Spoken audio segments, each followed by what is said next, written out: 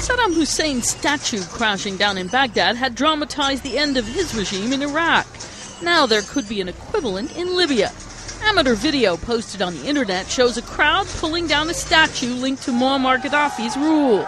A bulldozer tugged on a monument that appears to represent the strongman's Green Book, which lays out his political ideology. Loud cheers accompanied the crash as it went over. The drama purportedly took place in the small southwestern town of Nalut Sunday. On Monday, Gaddafi opponents were busily tying the flag of Libya's old monarchy to the stump. But there were also reports masses of troops supporting the beleaguered Libyan leader were on the march toward the area. On the other side of Tripoli, fighting was apparently continuing in Misrata, Libya's third largest city. One of Gaddafi's opponents said troops supporting the longtime strongman launched an attack from the military base on the outskirts, but failed to advance. He said the airport at the base isn't being used because it was badly damaged during battles Friday that left dozens dead. Amateur video posted over the past few days in Misrata showed wrecked cars and buildings and spent shells littering the landscape at the civilian side of the city's international airport.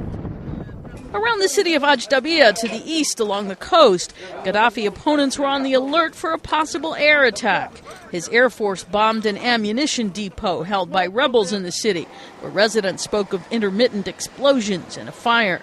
Back on the other side of the country in Zawiya, just 30 miles, some 50 kilometers west of Tripoli, an AP reporter saw a large pro-Gaddafi force massed on the western edge of town, and residents said they were anticipating a possible attack by troops to try and retake the city.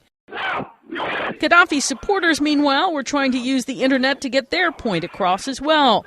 Video posted of Muammar Gaddafi's son Saif al-Islam showed him trying to galvanize support among a crowd of policemen. He promised they'd have arms and support and urged them to act to prevent Libya from being lost to groups he called hooligans. In Tripoli itself, a witness said pro-Gaddafi fighters broke up a march by protesters who'd been attending a funeral for a person killed in gunfire last week. Residents spoke of more attempts to restore normal life, although some said food prices were skyrocketing. Food aid and other assistance was starting to come into rebel-held areas to the east, with goods brought in by a convoy from Egypt being stored in a warehouse in Benghazi. France has announced it was going to try and send aid there by plane as well. Elsewhere in town, people were proudly flying the old flag. But with troops backing Gaddafi apparently on the move in the capital and towns nearby, the fate of the uprising against him appears far from certain. Karen Sloan, The Associated Press.